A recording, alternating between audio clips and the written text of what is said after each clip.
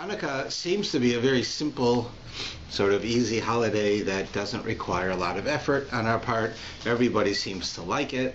It's seems to be a fun, easy holiday. The truth is, what? The kid's favorite. Yeah, the kid's favorite, right up there with Purim.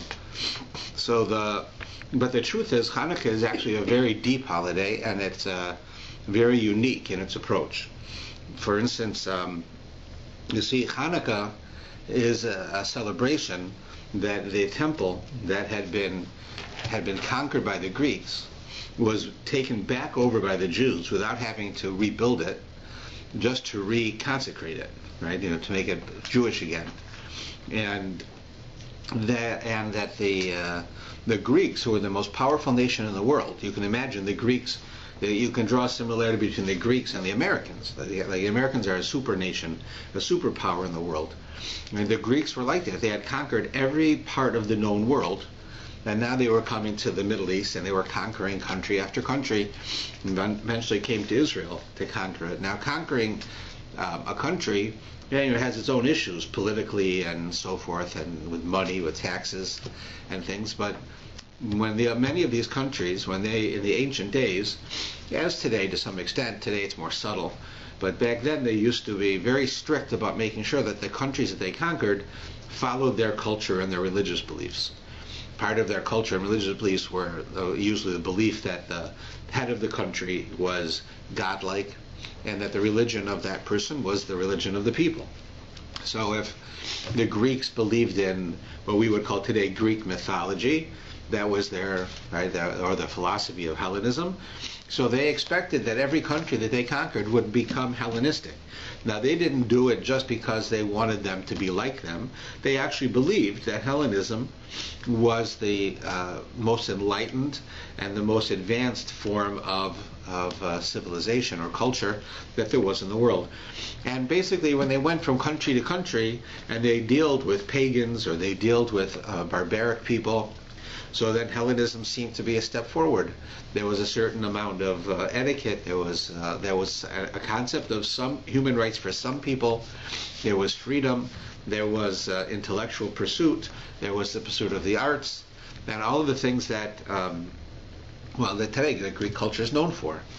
So the problem was when they came to Israel, the Jews said, no, your culture is not superior to our culture. Our culture is not only more advanced, but it comes from God. And we have a Torah that we follow. So we are not going to follow your religion. So when the Greeks came in, it appeared that the Greeks, they take over Israel, they conquer the land, but now they want to change the people. Now that's not going to be easy, because the people are prepared to die rather than give up their religion. And the Greeks have never encountered this before, where this happened. And therefore the Greeks made a strong effort not to destroy Jews, because if they killed Jews, then nobody can pay taxes. They needed the money. But they wanted to kill Judaism, because Judaism was almost diametrically opposed to their beliefs. Well, there might have been, some ideas that were similar, but there were many, many ideas that were very foreign, including the very foundation of Jewish life, dealing with one God versus many gods, the idea that we have responsibility to that God is perfect, that God knows all. Right? The gods of the Greeks were like superhuman, but they were human. They had jealousies, they had hatred, they had love, they had intimacies. They were intelligent, they were not so intelligent, they were impetuous. The gods had all types of human flaws. You could buy a god, you could buy him off, you could bribe him, and all of these things are things that we don't believe in. It's not possible. So the whole Greek culture was very, very different. We were not going to subscribe to it. So if you now look at some of the details in the story of Hanukkah, you're going to see why it's not as simple. But let's look at a few of the details of what it is. First thing is, when the Greeks attacked the Jews, so theoretically we would understand that who would fight back? Like if you have a war, so the military of one country attacks the military of the other.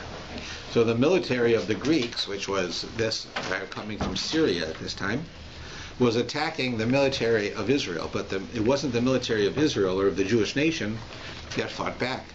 We know from the prayers that we say and from the stories that it was the Hashmonim, right? It was what we call the Maccabees. They were Kohanim. Right? They were from the tribe of Levi. That's where the Kohen comes from. And we know that the military and the kings, excuse me, come from the tribe of Yehuda. Except in a time of war when everybody goes to war. But in general, the first people who would fight would be the army. The army goes out to fight, not the civilians. And here you find that there was a war between the mighty Greek nation against the Kohanim. And that would be similar in our lives to comparing, to saying the United States declares war on the certified accountants of Ontario. That's what it's like. It's like a little group within the country who are not trained as warriors, right, go to war against the most powerful nation of the world. Now the miracle is, of course, that they won. But the fact that it was absurd that you would have the mighty Greek nation going to war against a bunch of priests, not against the military of Israel. So the first question that we have to wonder is, why didn't the Jewish nation send out the military? Instead it was this. Secondly is, we don't seem to celebrate really the fact that the Jewish people were saved by a miracle, right? That the mighty Greek nation, which had conquered the entire world, is suddenly stopped by this group of priests. I would say that's an enormous miracle. That would be like that would be like the United States declaring war on a group of certified accountants in Ontario, and that the certified accountants win. Right? That's how big the miracle is. It's totally absurd that we would think that accountants could beat the entire American military. That's what happened. You had the Kohanim won the war. So we have to wonder then, why is it that they did that, and why is it that we don't celebrate that as the major accomplishment? Instead we have this sort of odd mitzvah that we have, which is that after the war was over, and those same Kohanim have to now go and re-inaugurate the temple for Jewish practice. They find this one little jar of oil, right, which is suitable to use in the menorah, and you're supposed to have the menorah burning all day. So they didn't have enough oil for it to burn until they were able to get more oil. So they had a dilemma. What do they do? Because you have to do it. In order to re-inaugurate the temple, you have to have the menorah burning. So they found enough oil for one day, they put it in, and it burnt for 8 days. And suddenly that's the miracle that we're celebrating. Right? I would think that miracle, as significant as it is, where God changed nature. Nature tells you that oil could burn, I'm going to make it up, let's say at the rate of 1 ounce of oil in every 60 minutes. Suddenly he made it that it would be 1/8 of an ounce of oil in 60 minutes. It would last 8 times as long. That's a big miracle.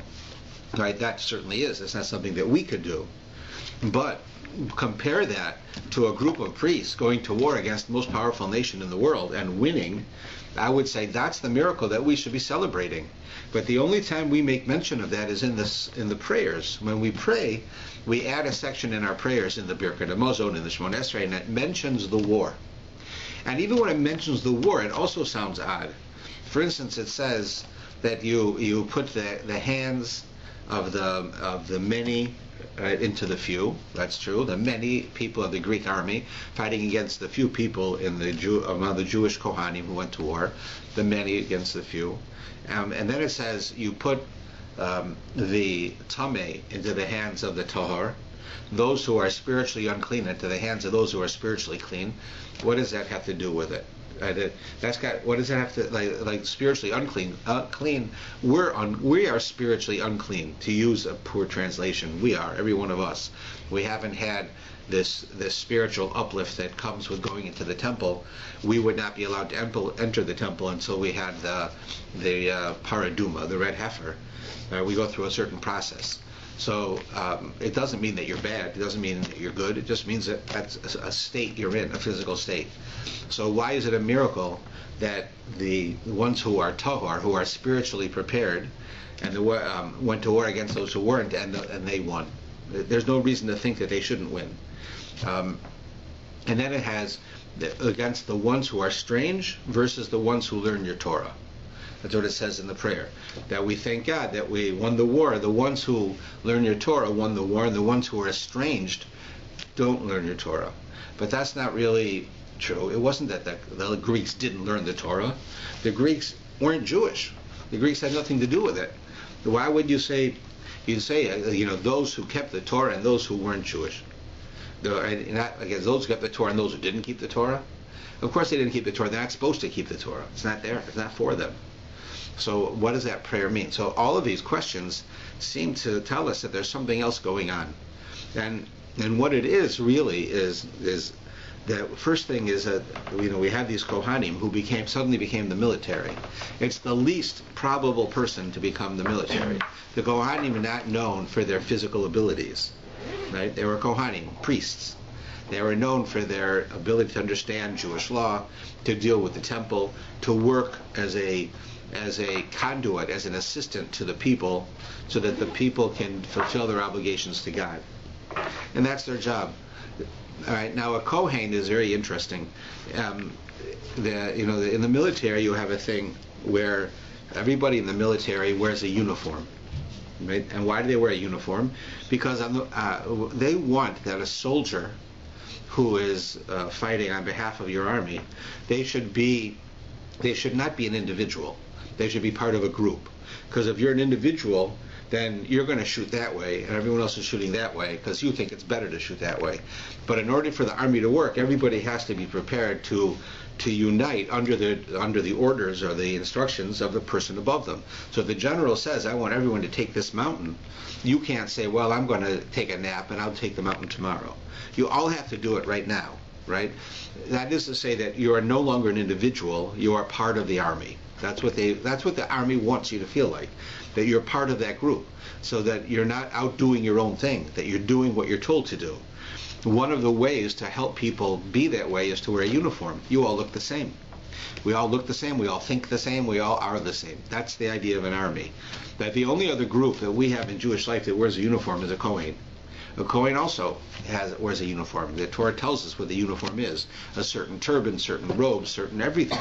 Right? No shoes. There's all things that they did, the Kohanim did, in order to also to blend in as a group. And the reasoning there is because a Kohen should not be an individual person. He should be a member of the tribe of Kohen, so that when you go to the temple and you need assistance in offering a sacrifice, you're not picking a particular Kohen that you happen to like. You are picking a Kohen who is not an individual. He is what he does. He helps you facilitate your ability to get close to God. That's who he is. He's not Joe the Kohen or Morris the Kohen. He's just the Kohen. Therefore, they all dress the same, so that they appear to us to be the same, and we wouldn't pick one over the other. You could have one Kohen who's got a line and one Kohen with nobody. That wouldn't happen. They're all the same. It doesn't make a difference which Kohen you get. They're all the same. That's very much like the military. And the Kohen, they wear this uniform. And that is also, it tells you that a Kohen, by wearing the uniform, is simply an extension of God. Not that they're a middleman. We don't believe that. We can get close to God. We don't need a Kohen to get close to God. But they facilitate our ability to do it. They offer the sacrifice on our behalf. We don't know how to do it. We don't have the right to do it. They do. So we bring them the animal. We pay for the animal. We are atoned by the animal, but they do the act for us. They shecht the animal. They offer it on the altar. They do it for us. And that to us, they are simply this entity. Like the Talmud says, who are the Kohen? Does a Kohen work for man, or does he work for God? Is he working for God to prepare man's sacrifice so God can have it, or he's working for man to prepare man's sacrifice so God can have it? The fact that they ask that question tells you that the Kohen's job is that he is there for the sake of spirituality. Right? He is not an individual. He is the human force for spirituality.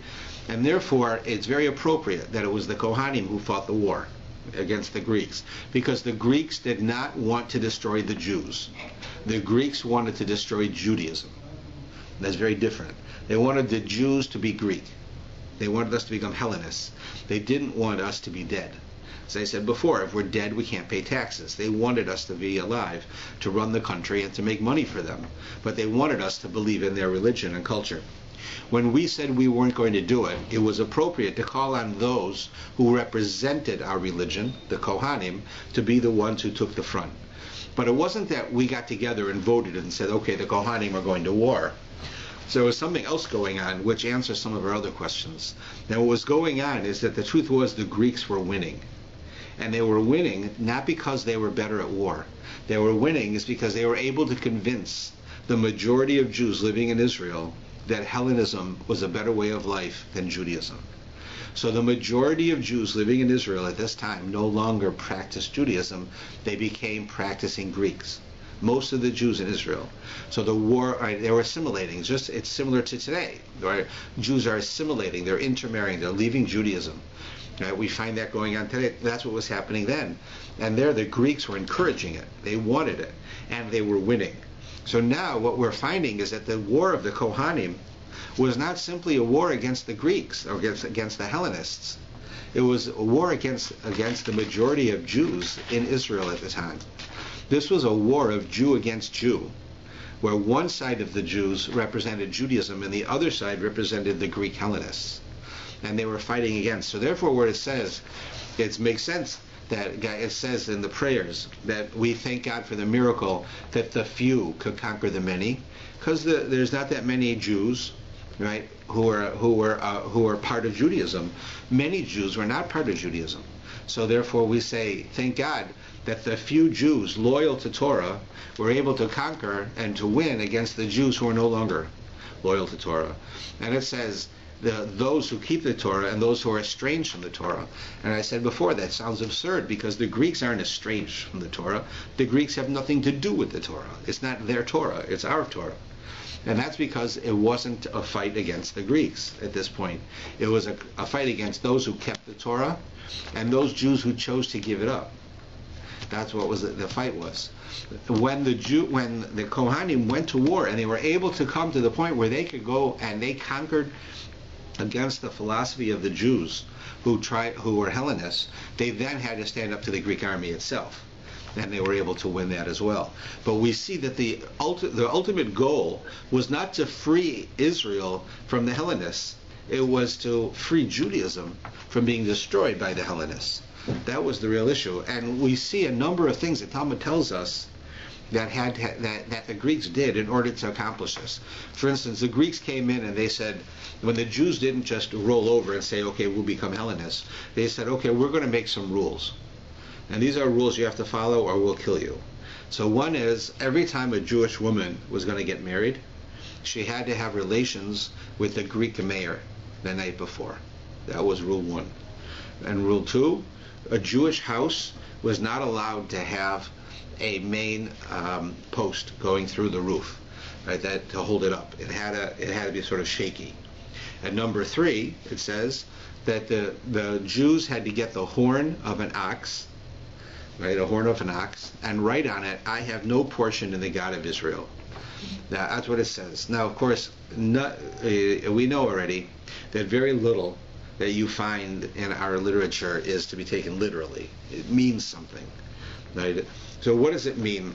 When it says that that every Jewish woman had to have relations with a mayor, who was the Greek mayor, before she could get married, right, of course was a way to demean the women, but it's making a statement.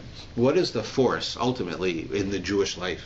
If Judaism is going to last, is going to win, is going to continue, it's the Jewish women who make that happen. The Jewish women are the ones who raise the children, who educate the children. They're the ones who have been full of faith. Every time the Jews have been saved in history, not just the few times you hear about, but every time, right? We came out of Egypt. Every time that we've won in any circumstance, it was always women that caused that to happen. Men may have been the ones who fought the war, but it's women who won the war. You see in the story of Chanuka, that was the case. We see in other wars it was the case. We see the going out of Egypt that was the case. That it was the Jewish women always who played the leading role in accomplishing, making it that the Jews were around and they were able to continue to practice Judaism. And therefore the Greeks understood this, so they attacked the purity of the Jewish woman. They said, you want to get married and have a Jewish house, you can do that, but you should realize that sex relations are not holy. They're for fun. It feels good. We enjoy ourselves. So before you go and have relations with your husband, you have to come to the Greek mayor, who is the expert. All right, he's going to teach you everything. And what he's doing is he's corrupting the women. He's making them impure, so to speak, by having to have relations with such a person before they could get married. So that would cause the women would either have to submit because they were caught, or they would try to get around it. But it was the Greeks' goal was to destroy the purity of the Jewish woman. That was one. The second one was that they couldn't have a beam going through the roof of their house that makes their house sturdy. And that's because the Greeks understood another thing about Judaism, and that was that Judaism is almost entirely practiced in the home. Where most religions, the religion that we live among here, is practiced in a church. I mean, it's not that they don't practice it outside of a church. I'm sure there are people who do. But in general, if you go to a Christian that you meet and you say to them, "Are you religious?" their answer will be one of two things. Yes, I go to church, or no, I don't go to church. They will relate going to church as a symbol of their being observant, of their being religious. If you don't go to church, you can't be religious, because the religion is practiced, well, it's in your mind, but it's basically practiced in a church. That's where it's done. In Judaism, that's not true. We come to shul and we pray in shul, but traditionally in Jewish history, the shul was a place that you fulfilled the mitzvah of prayer, and that's it. You go there to learn, you go there to pray, and that's all you did. And in fact, if you didn't have a shul, you could pray at home. Not that it's preferred to pray in a shul, and there are things you can't do without a minyan. But the idea is that you need to go and make a shul as a place really is not the highest level of places in Jewish life. While in other religions, the church, which is similar to a shul, is the center of the life of their religion. So if the home, we understand, is where Judaism is really practiced. That's where you keep kosher. It's where you spend time with your family. It's where you teach them ethics, or where they see how you act. They see what goes on in the pressure cooker of life, right? Is in your house, not in your shul. And in being in that way within your shul, where things are really done well, right, in the shul, so we know that that's a very minor part of Jewish life. And we know that it's the woman who has the overwhelming control in the house, right? Jewish law says so, that where there's a disagreement between a husband and wife about how things should be in the house, the wife's opinion takes precedence. And I'm not talking about if the wall should be pink or green. I mean how you should educate the children within the house, how the customs are done, the spirit within the house is all done like this, and therefore the Greeks said we have to attack the house. First we attack the woman, then we're going to attack the house, that they can't have a Jewish house, because that way we're able to convince them to become Hellenists. The third thing it said, that you should write on the horn of an ox that I have no portion in the God of Israel. Now this is of all three, this is the hardest one you think to understand. The first one, all right, a Jewish woman is a Jewish woman. The second one, the house, of course we live in a house. But what does a horn of an ox have to do with our life? So one of my friends who's a lecturer told me that he was in London and he went to the British Museum. The British Museum is quite an interesting museum, and one of the things it has is a whole section of Jewish life and life in Israel throughout history. And it shows that in the era that the Greeks were in control, that in the Far East, then the Near East and the Middle East, where Israel is, they would use horns of animals for baby bottles. A baby bottle. You take a horn, you take the tip off, and you clean the inside out very well, and you can put liquid in there, and the baby can take it out. They didn't have rubber. Rubber is a new invention. There's no such thing. It was invented after World War II. Right? You didn't have these things, so they used that.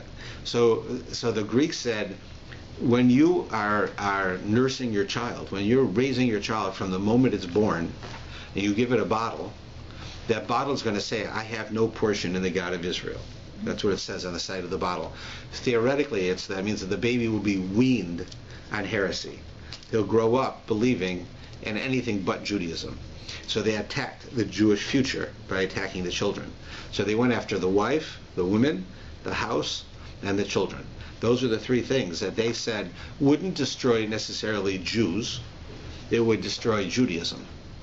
There would be no longer purity, holiness, the spiritual life of a Jew, and the future of the Jewish people would be destroyed by what the Greeks were doing. And so the Greeks weren't stupid. These were the symbols of the three things that they went after. Right? While they were accomplishing this, they were getting more and more Jews to do this. And finally it came down to that these Maccabees decided, right, they're like the ultra orthodox, like they're the extremists.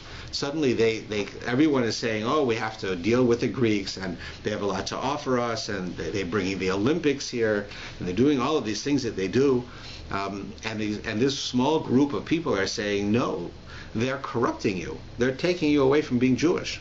They're telling you the human body is perfect. Right? The Greeks have a belief that the human body was perfect. Right? It's God made it. It's an act of beauty. We say it's not perfect. You have to circumcise. Right? That makes it perfect. So there was constant arguments between the Greeks and the Jews about circumcision. The Greeks say that the world always existed, the world that we live in, that it's eternal, and the world itself has power.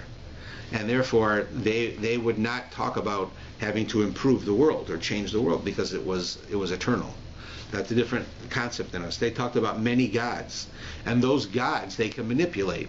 If I wanted to be powerful, I could give a bribe to the god of power. If I wanted to attract women, I could give to the god of love. I could do whatever I wanted to.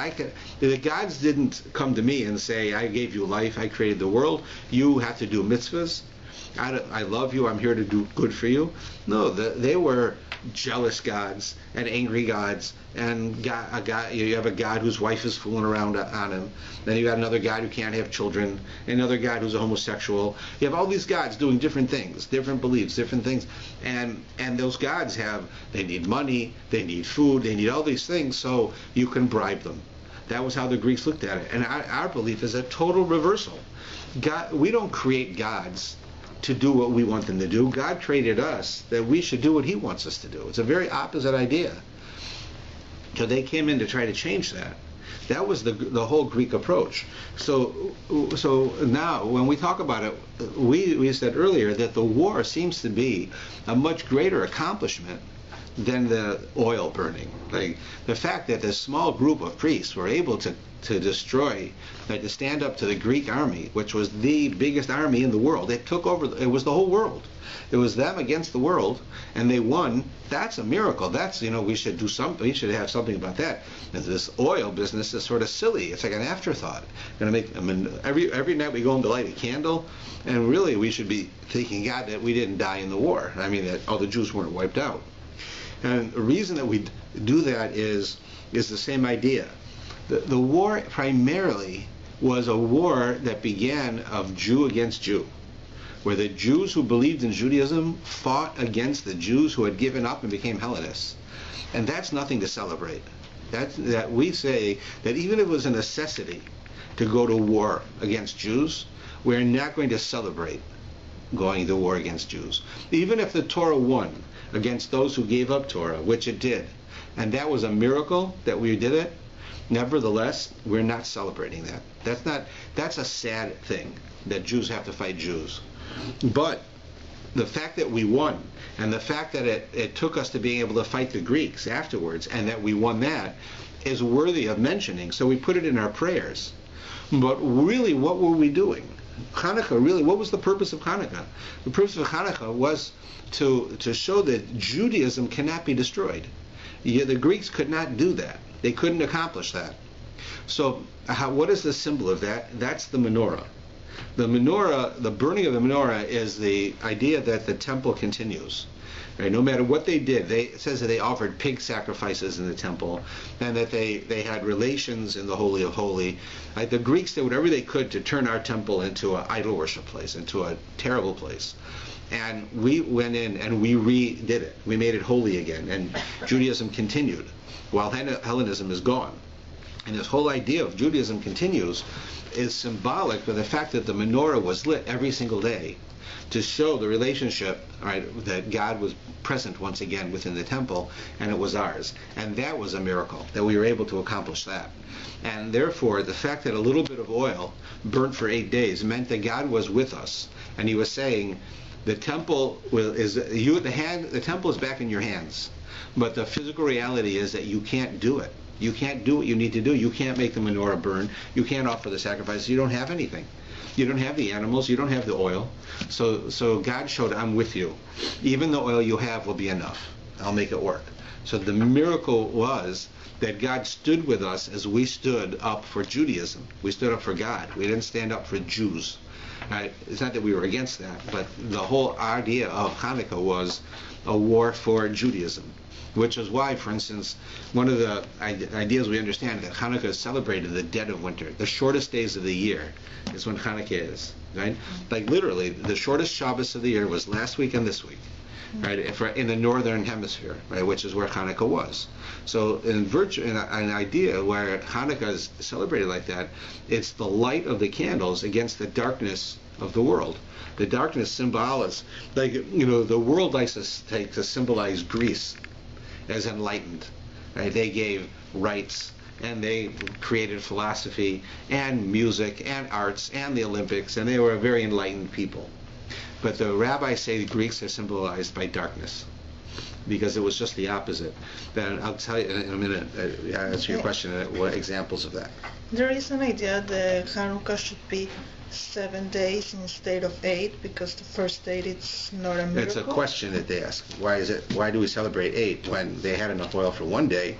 So that shouldn't be a miracle. Not a miracle. We would think so. That's the question, right?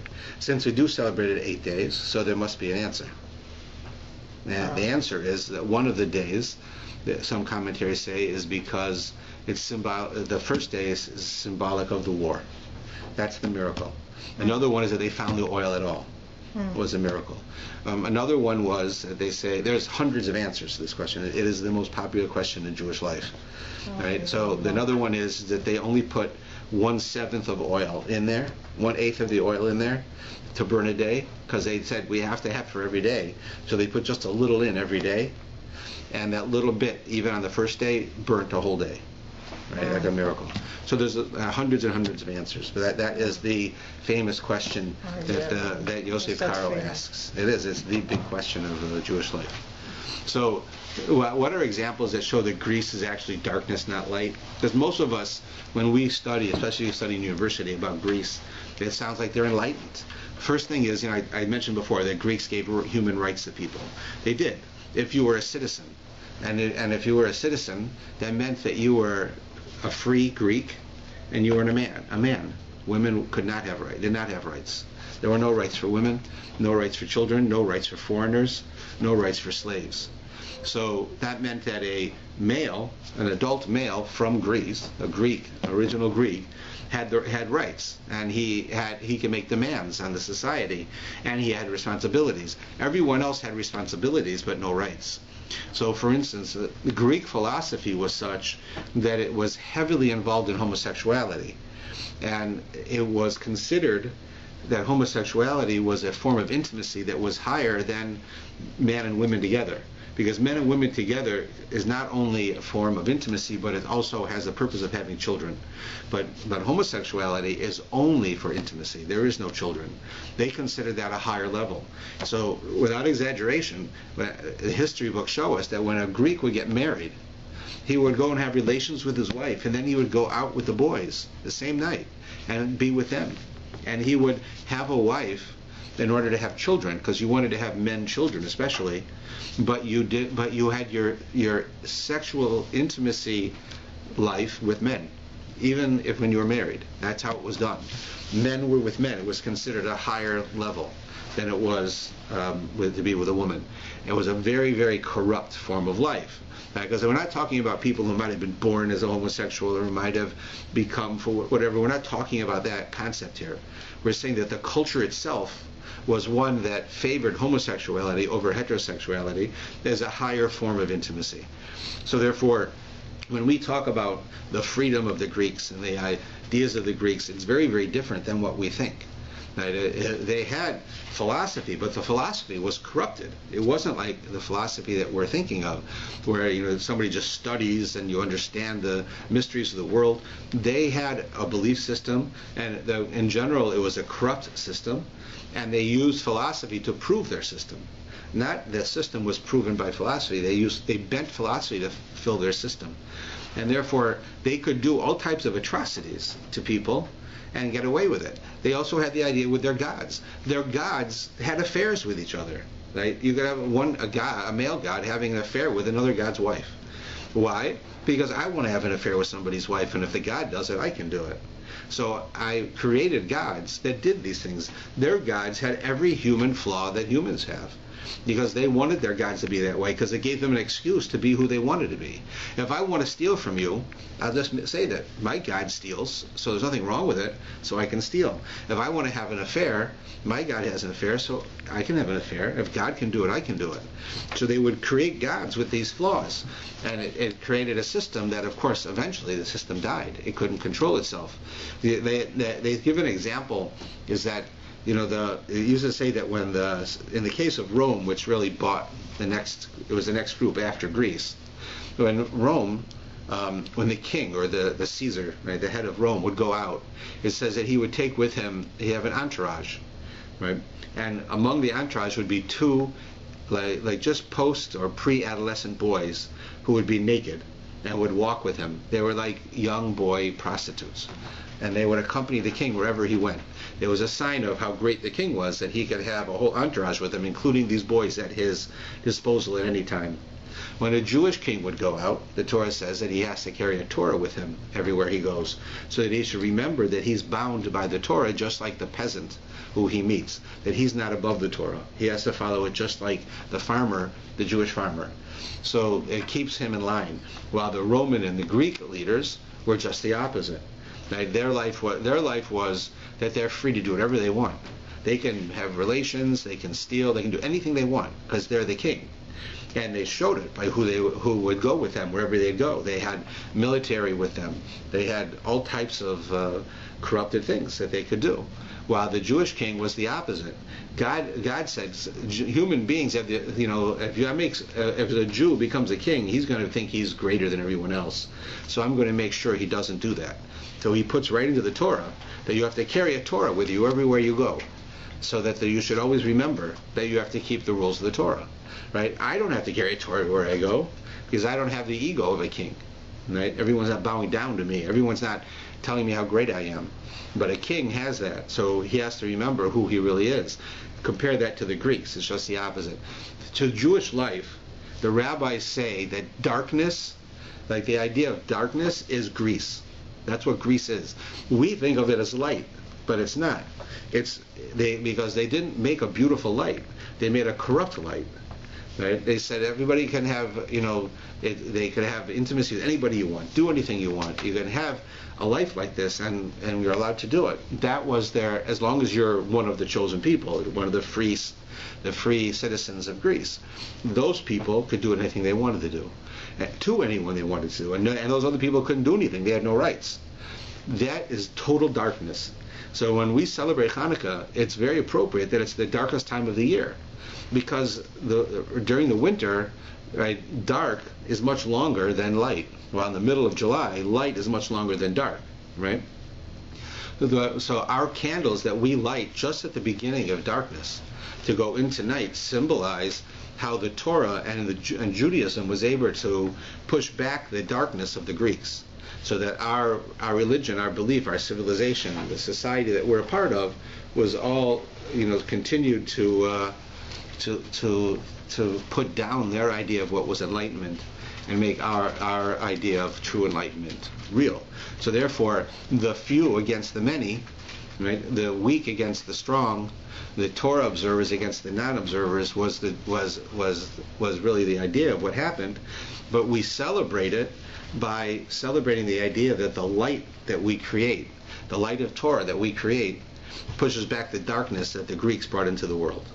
And that's a very startling idea, because when you talk to people about Greece, they talk about how they took pagans, people who were living in caves, and civilized them, made them study. They could learn. They knew medicine. They knew philosophy. Right?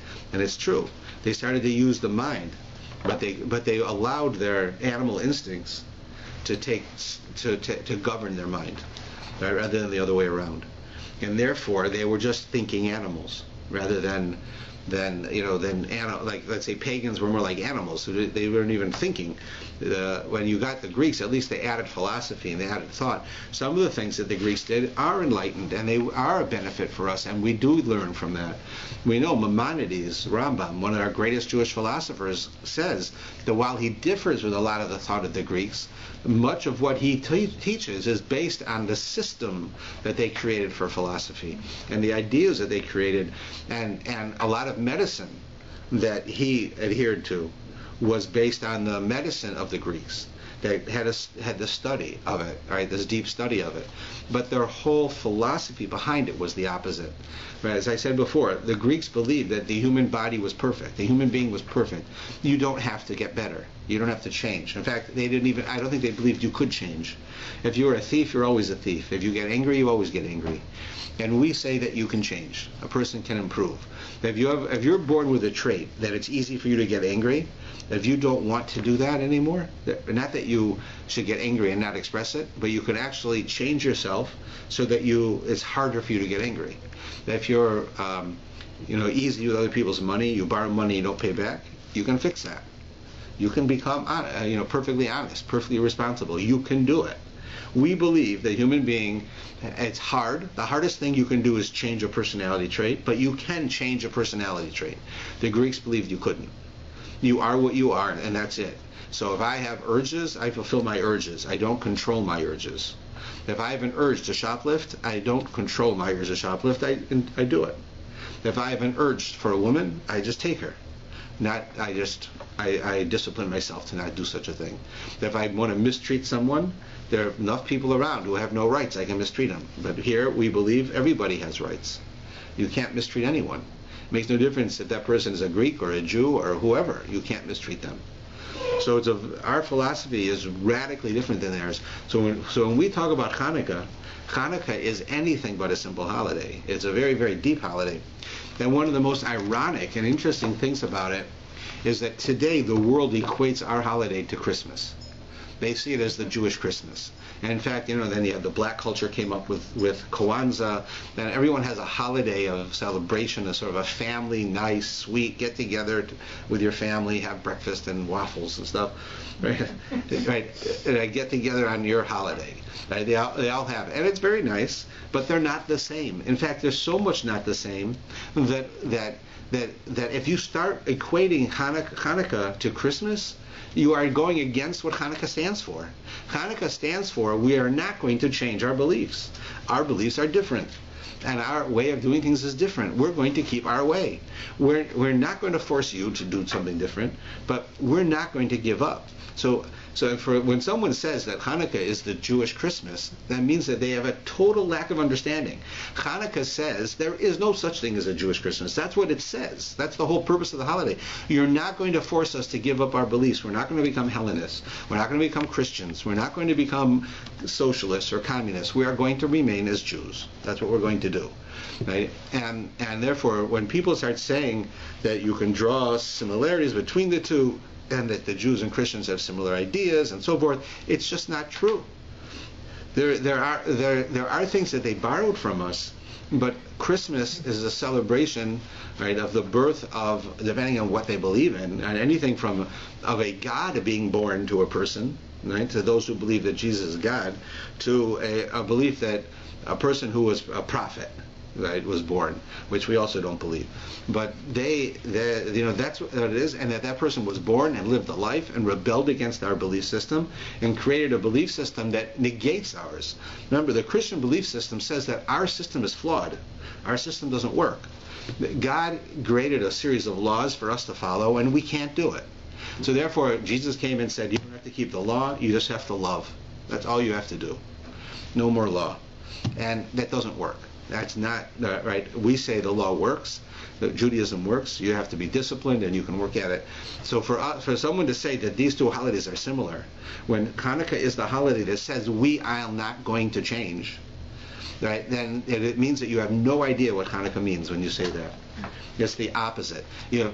Almost any other holiday would be closer to saying that than Hanukkah. Yes? I have a question. Why the two books of Maccabi we cannot find in our scriptures, but just in Christian Bible?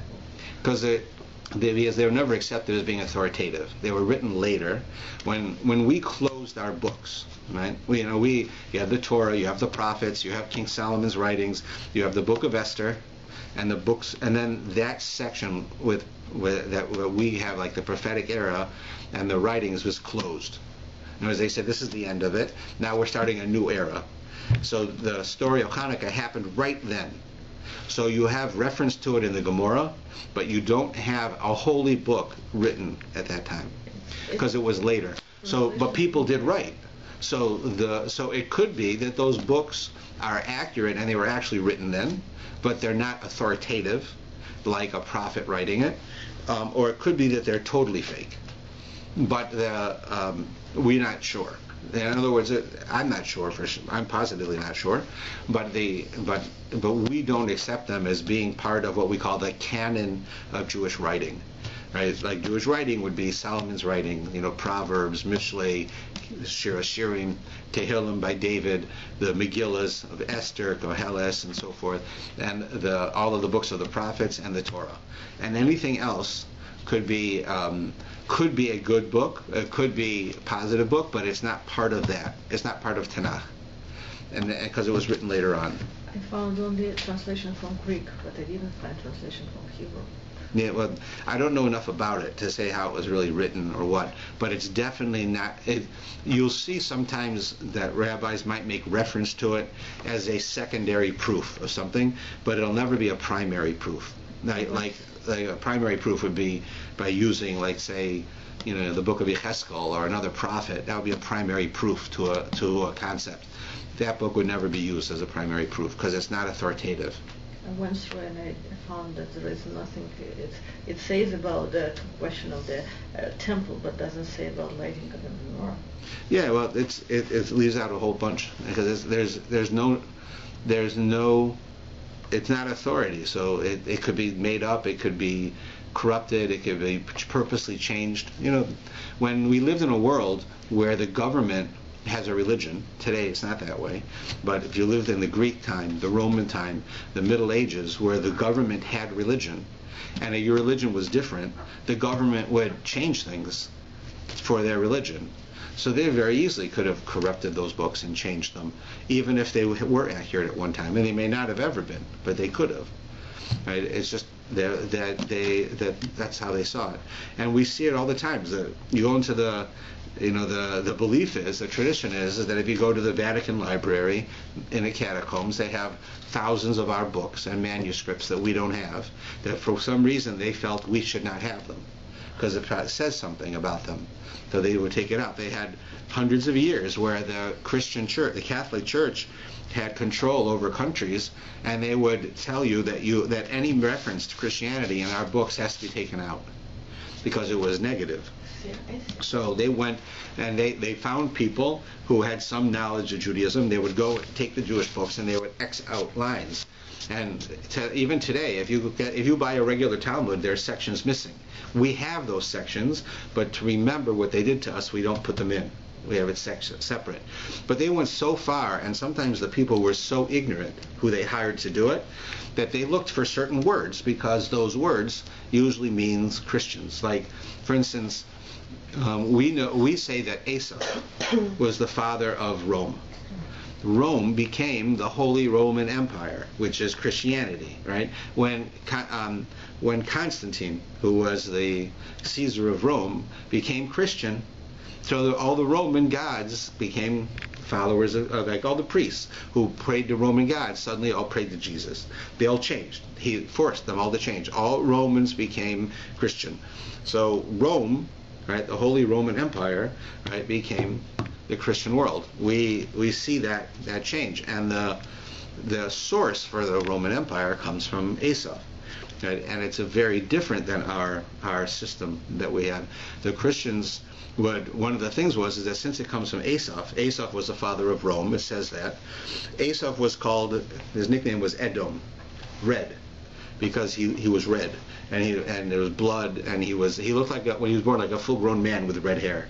Imagine a baby born with a chest of hair. Like he was born, he had chest hair, he had arm hair, like a post-adolescent kid, 18-year-old kid. Right? He looked, but he was just born that way. That's why the name Asaph, right, if you read it correctly, is Asu. Asaph, Asu is the same letters. It means done. He's finished. He is what he is. While Yaakov was a baby and he grew up. Right? So Asaph was called Edom. So the word Edom also means red. Literally, it means red. So some of these people went through the Jewish books and they looked for the word red.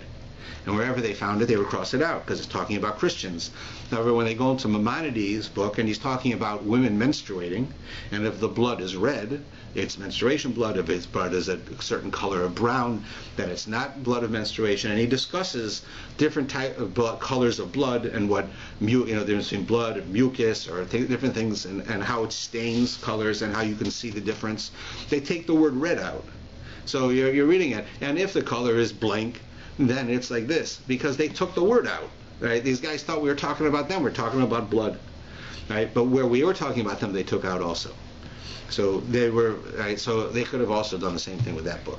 But these two books do not benefit Christianity in any way. It proclaims clearly supremacy of Judaism and Jewish people. Right, so, and that's why it's absolutely not understood. But we have other things like that, like even the writings of Josephus, right, who was a Jew who became a Roman, and he writes about things. So if you read it, you can see how horrible the Romans were to the Jews, and how the Jews sustained it, and eventually how they won, and how miraculous it was. Josephus writes it not as a Jewish writer. He's an anti-Jewish writer, but he writes what he saw.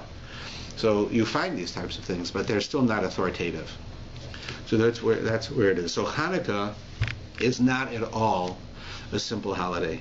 It is a very deep, very significant holiday, of which it is the last holiday. And if you go through time, the last holiday was Hanukkah. You had Passover, right, coming out of Egypt, and then all the different things that happened.